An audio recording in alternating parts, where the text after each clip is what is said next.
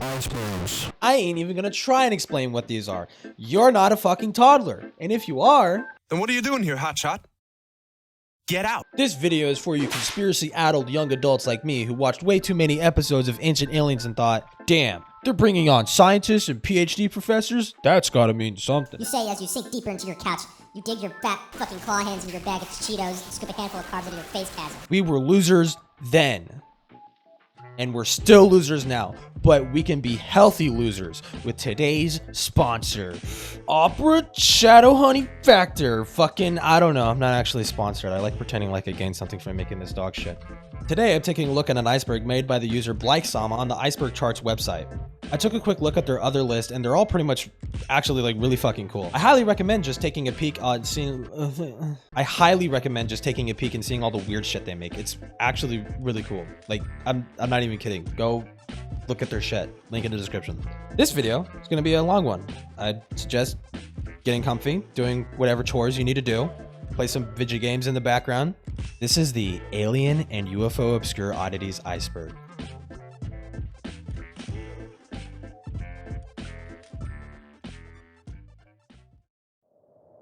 Layer 1, the atmosphere. Extraterrestrials. It's how nerds and academics say the word aliens, although more specifically, it is in reference to life existing outside of Earth, so it means a bit more than just little green men. We still haven't technically found alien life yet, but there are theories that certain moons and planets hold unique microscopic organisms underneath its surface, Mars, Europa, and Titan to name a few. This is because, according to NASA, these orbiting bodies contain subterranean water canals. Many carbon-based life forms depend on water for life. In the article, 8 Ingredients for Life in Space, written by Dr. Ann Jungblut and Dr. Paul Kenrick, they say, quote, liquid water is an essential requirement for life on Earth because it functions as a solvent. It is capable of dissolving substances and enabling key chemical reactions in animals, plants, and microbial cells, end quote. Also, I feel I have to mention SETI, or Search for Extraterrestrial Intelligence. It's basically a movement driven by a collective of scientists who are dedicated to detecting alien life via radio signals. It somewhat began in the early 1900s after the radio was invented, and throughout the years it's become more official and organized. However, if you ask me, I think radio is the wrong way to detect extraterrestrials. Radio waves can be so cryptic, and even if we were to pick up a distant signal, there's so much noise in space that it would cloud the ever-loving shit out of it. At least I think it would. Crop circle. While the history of crop circles run deep, they really started to pop off around the 60s. I feel like I don't need to explain what a crop circle is, but it's basically the last resort for farmers who aren't getting a lot of revenue. I mean, I'm just gonna be real. They'd run out to the fields, take a stick and some wire, flatten a bunch of crop, make a weird symbol, run to the media and say, aliens fucked up my crops, and watch the horde of hippie tourists run to their ranch and give them money to look at it. On a side note, some people are more candid about doing it and basically use it as a way to create art. I mean, just look at some of this stuff. It looks really cool. But yeah, as cracked as I am for aliens, this shit's kind of bogus. McMinnville UFO photographs. Ah, shit. I kind of made fun of this in my original alien video. The history behind this is honestly not that interesting. It was taken May 11th, 1950 by a farming couple, Paul Trent and Evelyn Trent. It's really just the typical, I was minding my own business and suddenly aliens popped out. But who was found? Granted, we have the privilege of acquiring 73 years of hindsight, but this shit had a lot of people convinced, or at least questioning. This kind of stuff was especially popular after the Roswell crash, which had happened only 3 years prior. Needless to say, this is probably fake as hell. I mean, it straight up looks like a dinner plate. And knowing how boring Oregon is, I'd probably start chucking my China out the window too. Alien invasion. This is in reference to possibly the coolest science fiction trope out there. What can I say? I enjoy a little chaos and disorder in my stories. If you're familiar with my previous video, I'm going to shout this out every chance I get until you watch it. You already know how this trope really popped out, but I'll give a quick rundown. H.G. Wells wasn't the first to write about aliens, but he was the first to really popularize the trope of aliens invading Earth for conquest. In 1895, his book, War of the Worlds, details the scenario of Martians invading Earth due to a lack of resources. He got the idea to write the book after thinking about what it must have been like to witness the conquistadors land from a Native American's perspective. Panspermia. First one on the list I'm not familiar with. From what I could gather at a glance at the Wikipedia and after Googling what the fuck is panspermia, I'll try and explain it in the worst way possible. Panspermia is the idea that components necessary for life exist everywhere in the universe. It's really only a matter of having the conditions necessary to form it. This component is microbes. So the theory is you take a microbe and you put it on a suitable but dead planet, it'll eventually grow a whole active biosphere. So this is why every time you hear the NASA people found a planet that looks like Earth and looks to have water on it, you should get excited. Men in Black. Before I explain, can I just say, the first Men in Black movie will always hold a special place in my heart. While it wasn't my all-time favorite as a kid, it's always a great watch. It's got that perfect early 2000s cartoony sense of style. It's mwah! Chef's kiss. But yeah, enough gushing. The Men in Black is a reported phenomenon from alleged UFO whistleblowers that, after coming out with their story, are quickly visited by Men in Black, telling them in the most polite way possible, retract your story and shut the fuck up or else. My mind immediately goes to, yeah, that sounds like something the CIA would do. But then I remember it's the CIA and they would never ask you to stop talking. They just make you disappear. I think the most plausible explanation for this is that Men in Black are just people from Project Blue Book trying to investigate claims and the witnesses got freaked out and scared that they were going to be Clinton. That's a joke. I'm not being serious, okay? I say this because by most people's accounts, MIBs are just asking questions about the sighting and then leave. Nothing bad ever happens to the witnesses. Otherwise, well, we wouldn't know about MIBs now, would we? Nazca Lines. See, these I don't really see how aliens are behind. It's a massive stretch. I mean, literally. The Nazca Lines are a geoglyph, fancy word for land art, made in the Nazca Desert in southern Peru. They cover 140 miles and are an assortment of seemingly random objects and creatures, all native to Peru. According to archaeologists who long studied the lines, it took hundreds of years to make. Estimates put it that have started around 500 BC and ended in 500 AD. I can only imagine what was going through the heads of those random Aztec citizens. On board! Let's make 140 miles worth of just random shit with their bare hands. I suppose because this is a UFO iceberg, I try to tie aliens to it somehow. I don't know, some people basically think this is the same as crop circles and that it's aliens marking the fuck out of Earth for reasons. Make of that what you will. Barney and Betty Hill incident. This is the UFO abduction story of all time. While I don't find UFO abductions convincing, I still don't find this one convincing. Sorry, it's just not there. In my opinion, you'd think if you were abducted, there would be some evidence of this happening. Maybe abrasions around your body, radiation burns, maybe the ground where they got abducted had some kind of disturbance. I don't know, anything. According to the Wikipedia article, this is how the encounter went. On September 19th, 1961, Betty and Barney Hill were on their way back from vacation over at the Niagara Falls, and they were making their way back home in Lancaster, New Hampshire. The night was cold and dark, all except for the twinkle of the stars above, when suddenly Betty observed a bright object in the sky. She pulled out her binoculars and saw a flying saucer with many blinking lights. It soon approached the couple and hovered over them, Barney grabbing at his self-defense revolver in his coat pocket. What happened next was a flash. The couple could not remember. They had been disorientated by a buzzing noise. After it subsided, they were able to drive home. When they got home, they noticed many odd details, such as a strap on the binoculars being torn, Barney's shoes had been worn down, Betty's dress was ripped in odd places, just small, weird things. Another kind of interesting note was that Betty and Barney had separate private hypnosis trials to try and gather the missing memory and details. Their accounts were remarkably similar. They had described the details of the craft and the creature spotted inside to a T. Then again, if we are to assume this is a hoax, this isn't necessarily that hard of a detail to fake, just a lot of prep. Who really knows what happened that night? We sure as hell won't. Still made for an interesting story though. And it sure as hell left a huge impression in not just the UFO discourse, but pop culture as well. Many UFO abduction tropes from movies and TV shows take from Barney and Betty Hill's alleged experience. While I don't find the story personally believable, it's a great story nonetheless. Realism. Okay. What the actual fuck is this shit? More importantly, why is this on the surface? Why have I never heard of this? Just skimming through the related wikis, this is what I could gather. Rael was born initially as Claude Maurice Marcel Vorilon. This is why I hate the French. In 1946 in Ambert, France. Why the fuck does he look like Sir Pello? His early life was semi-religious, his parents having him put in a Catholic boarding school.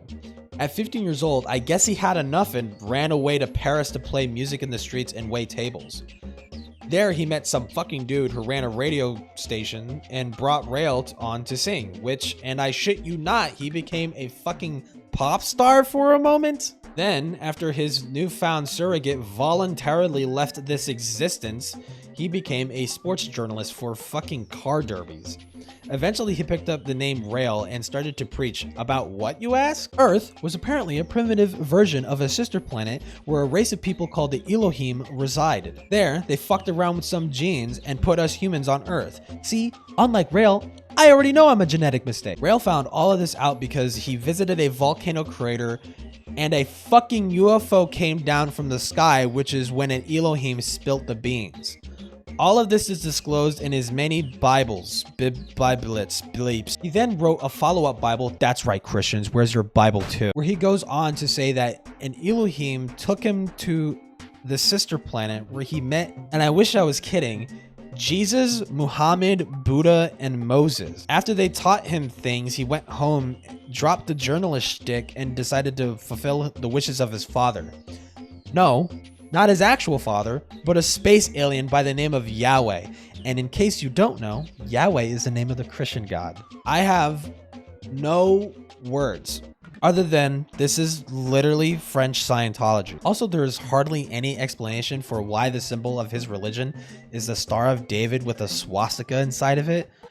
Of all the two symbols in the world to fuse together, why? Edit. I dug some more about this Rail guy. I swear to fucking God, this shit is a whole nother rabbit hole on its own. Rail is also the founder of Clonade, a cloning company who do commission-based cloning for people, which causes whole fucking kerfuffle with bioethicists, so much so that some states and countries put a moratorium on human cloning, and because of this, Railists are straight up banned from South Korea. What the actual fuck? Kardashev scale. The Kardashev scale is actually really complicated on its own and can probably be its own iceberg with all the technicalities behind it. But basically, in the simplest form, there are three main types of civilizations. Each civilization type is based on where we source our energy. Type 1 civilizations are basically what we have right now on Earth. The mass majority of the energy we harness and consume come from resources that can be found on Earth. Type 2 civilizations derive their energy primarily from the sun, whether it be from solar energy or maybe even harnessing the hydrogen within it. Some of the models of this civilization show massive ring-shaped contraptions orbiting around the sun. Halos, if you will. Type 3 civilizations harness energy across its own galaxy. What exactly this means, I have no fucking clue. All the models I'm looking at are so abstract I don't even know what it's getting at. There's even this teased little hypothesis of a Type 4 civilization, which can be presumed that the energy is harnessed within the universe. Let's move on to other delusions. Phoenix Lights. The Phoenix Lights were a spree of reported UFO sightings on March 13th, 1997 across Phoenix, Arizona. The crafts were described as a carpenter square with blinking lights underneath.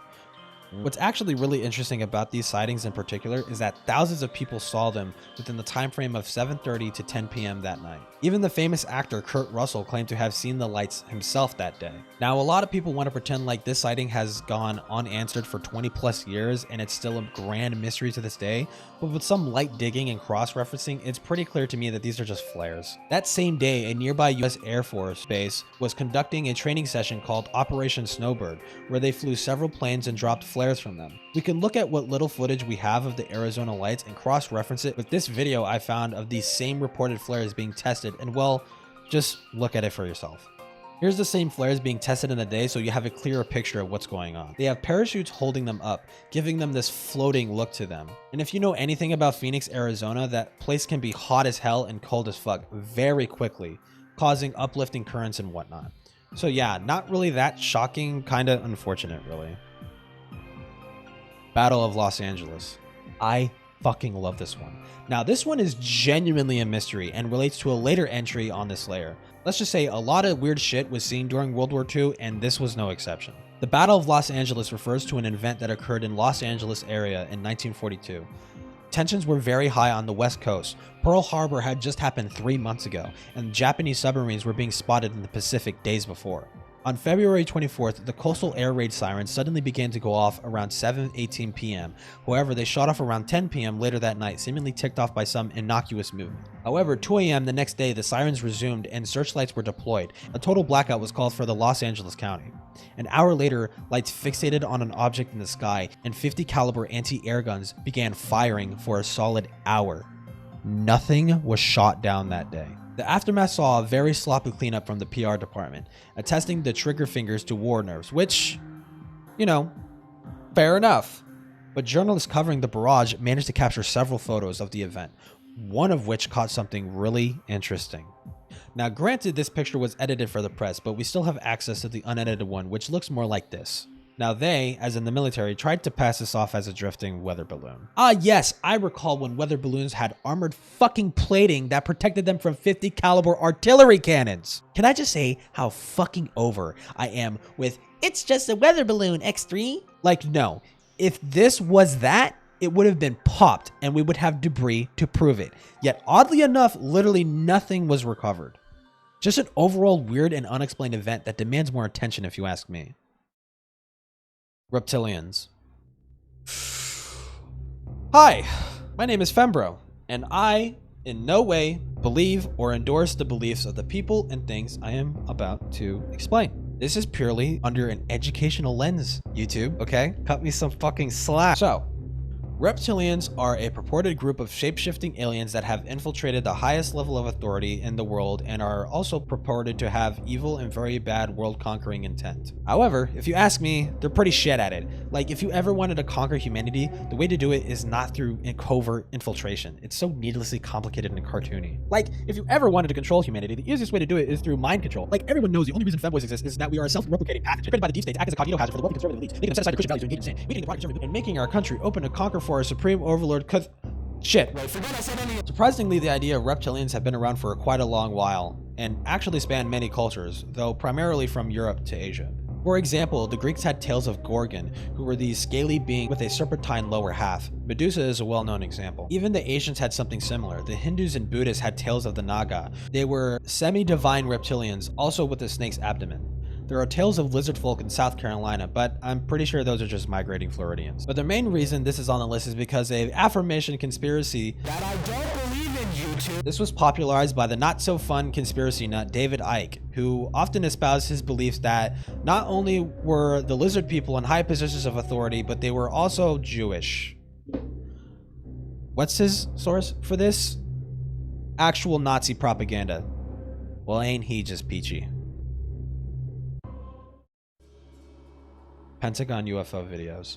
I quite literally made an entire video about this, and I still hold that not only the videos, but the evidence-backed testimony from retired Navy Commander David Fravor is the most convincing evidence for extraterrestrial existence. I'm going to give an extra rapid-fire explanation of what these are and maybe tag a few details I left out in my original video, but if you want a more in-depth explanation, I can't recommend it enough. It is literally my magnum opus, please watch it. So basically, in 2004, there was these two Navy vessels in the Pacific, the USS Nimitz and USS Princeton. Both the carrier and the Navy vessel were scheduled to do a routine training for their pilots. However, prior to conducting these training exercises, the USS Princeton had been capturing these objects on their radar for the past few weeks. They had been blipping in and out of view, and from what they could gather, these objects were descending from above 80,000 feet, hovering around 20,000 feet, then flying straight back up. Any formal investigation could not be conducted. These objects would just vanish straight up, almost as if they were moving really, really fucking fast. So yeah, super weird shit. Anyways, with this in mind, they decided to go through the training mission anyways. However, not long after they took off, these objects appeared yet again. Seizing the moment, Fravor, who was piloting at the time, and a fellow female pilot decided to suspend their training to investigate. When they arrived, they noticed bubbling being concentrated in one area. They soon saw a large tic-tac shaped object emerge from the depth. Pretty much immediately after this, the object took off at extremely high speeds, blipping out of Princeton's radar.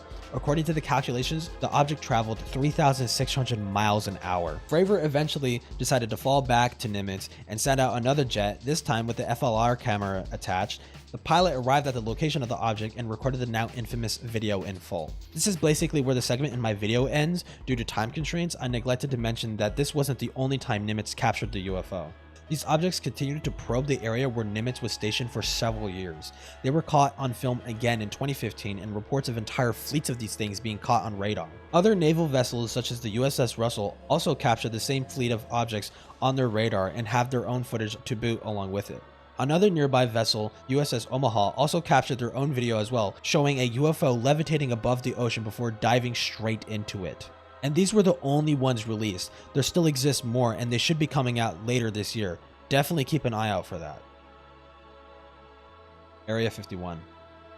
Can't be a UFO iceberg without having this entry on there somewhere. I think I can reliably keep this entry short. I mean, come on, it's fucking Area 51. Everyone knows the conspiracies behind this thing. In case you're out of the loop though, Area 51 was a once secret USAF military base where they built and tested a lot of stealth bombers that the Air Force is well known for. It was only publicly recognized by the government as recently as 2013. Conspiracies of Area 51's involvement with UFO cover-ups began around the 50s after the infamous Roswell crash, and only quadrupled after Bob Lazar came out to the public, alleging that he worked on alien spacecraft at the base, although evidence of this is tenuous at best. Also, real quick, if you look on Google Maps on desktop and type in Area 51, if you grab the little guy in the corner, he's in a little UFO. Nordic Aliens. Behold, the most boring interpretation of an alien you really could ever have. It's just a tall white boy. No, seriously, that's it. They're just tall, everyday looking people. Apparently they're also hippies too and want world peace and shit. Not like they'll do anything to help us with that though, useless bastards. I seriously can't find anything actually interesting about these guys. I mean, I've heard of a few encounters, but it's just super run-of-the-mill shit. Gray aliens. These fuckers were made to be a marketing ploy. I mean, you can't get any more standard and instantly recognizable than little green men.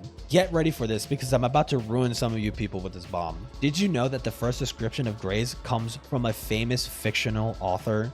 Yeah, fucking H.G. Wells again, hello. Although it wasn't in World of Worlds, it was his less popular series called Man of the Year Million, in which he described future human beings having no mouth, no nose, no hair, and large heads. Yeah, sound familiar? Betty and Barney Hill's encounter also popularized the description of grays, almost entirely completely overshadowing its fictional origin. Low-key though, I'm gonna be mad as fuck if it turns out this is actually how aliens look. I'd settle for reptilians any day, but this, really? It's got no dick, no balls, and likely no butthole too because of the radiation. Hoya Bashu. Hoya Bashu is a forest in Romania and has garnered a reputation of being the Bermuda Triangle of Transylvania. There's many stories of ghosts, goblins, devils, and our beloved Alamaus. I'm getting a lot of the info from this entry on, I think, is a blog site. It's called mybestplace.com. It's what the iceberg links to, so make of that what you will. According to the article author, Hoya Bashu started gaining its infamy around 1960 when a biologist named Alexander Sift photographed what they claimed to be a mysterious flying object in the sky. After this, many weird things started to happen, such as farmers disappearing as well as his 200 sheep, among other things. But if you ask me, this just sounds like a classic case of Binder-Meinhof phenomenon. I did not have to look that up. I remember it off the top of my head. Basically, it's the phenomenon when you're made aware of things and then all of a sudden you start seeing them everywhere. It's not like these things just started happening, more like it's always been there, you're only just now noticing. I mean, yeah, these photos are weird, then again, this just looks like normal visual distortions you would see in old camera equipment. Also, apparently the soil in the area just so happens to be a natural deposit for fucking uranium, you know, a highly radioactive material. So that basically explains all the weird shit if you ask me. People's brains are being fucking slowly microwaved. It's a damn shame too, because some of these more recent pictures really show how creepy this place is. Look at these trees, dude. It looks like a fantastic place to get lost in. If you could look past the fact that the only thing you'd bring back with you is a fresh case of leukemia. 1952 Washington, D.C. UFO incident. I also briefly talked about this in my rabbit hole video, but now I can get a little bit more in depth. The first encounter occurred on July 19th, 11:40 p.m. Air traffic control picks up a series of objects entering the DC area. More specifically, they were picked up on radar over by the Washington National Airport. Immediately, they knew that what they were looking at was strange. The movement was reported to be, quote, completely radical compared to those of ordinary aircraft, end quote. This was said by Perry Barnes, a senior traffic controller at the airport. They soon could see these objects outside of the tower they were stationed in as bright lights flying across the sky. They soon zoomed off at high speeds. However, they were still within the radar's view and were captured flying over the White House and the US Capitol. Funnily enough, this would not be the first time the Capitol got invaded. These objects were teasing and zipping around the aerospace, almost trolling the hell out of everyone that was trying to get a clear read on them. All what the radar could pick up was being corroborated by eyewitnesses on the ground and in the tower. This shit happened. While the shape of these objects could not be determined, it was clear they seemed to be emanating their own glow but exhibited no discernible tail, that which can be found on typical jets and planes. Around 3 a.m., the USAF deployed 2 F-94 jets to investigate and potentially shoot down these objects. However, just as it had arrived, the objects suddenly vanished. All of them, all at once, shot off like a bat out of hell. And just when you thought it couldn't get stranger, it happened again 1 week later, practically the same thing. Objects caught on radar exhibiting a bizarre flight pattern. The same glowing fleet flew around the area, and just as the F-94s were deployed, they zipped away with impeccable speeds. So you can imagine, this shook the fucking hornet's nest. This happened during the preludes of the peak of the Cold War. National security was of utmost importance, and you had 7 unknown anomalous objects basically show the whole country that your aerospace is not secure. So what do? You make a sloppy fucking response, that's what you do. They said that everything the air traffic control saw, everything the AF pilot saw, everything the AF fucking commander himself saw, and thousands of civvies saw was just temperature inversions. Nope, I'm not kidding, temperature inversions. Because of this event, it caused a resurgence panel to form. And again, if you watched my video previously, you know exactly how I feel about this. Foo Fighters. Foo Fighters was the name given to mysterious objects seen during World War II by Allied forces. The sightings concentrated around the area of Europe's incursion. Later investigations after the war found that the Axis powers had nothing to do with those sightings. There were numerous sightings of these Foo Fighters during the war, glowing orbs that would follow pilots into battle, then suddenly fly off. There were multiple eyewitnesses to each event, and a solid explanation remains, well, foobar. Some theorize that the Foo Fighters were simply the St. Elmo's fire phenomenon, which is this weird phenomenon where straight pointed objects will seemingly generate plasma and cause lightning to shoot out. I don't know, it has something to do with electromagnetic fields. I'm personally on the side that it might be the St. Elmo's fire phenomenon, as it seems plausible. However, when paired with other sightings such as the Washington DC incident and testimony of the USS Nimitz pilots, I would not put it past our visitors to invite themselves into spectating World War II dogfights. I'm genuinely puzzled with this one. Let me know your thoughts in the comments as always. So, this marks the end of this layer. Full disclosure, I did skip over little green men because they're used so interchangeably with the grays that I just treated them as the same. Hope you guys enjoyed so far. The later entries are genuinely fucking insane. Again, big shout outs to Blyke-Sama over at the icebergcharts.com. They genuinely have a talent for finding stupidly obscure things, and their other charts are all bangers too. Let me know if you want me to continue my plummet into insanity by liking and commenting. If you're feeling a little daring, dropping a sub helps too. This has been Layer 1 of the Alien and UFO Obscure Oddities Iceberg. I'm Fembro, and I bid you adieu.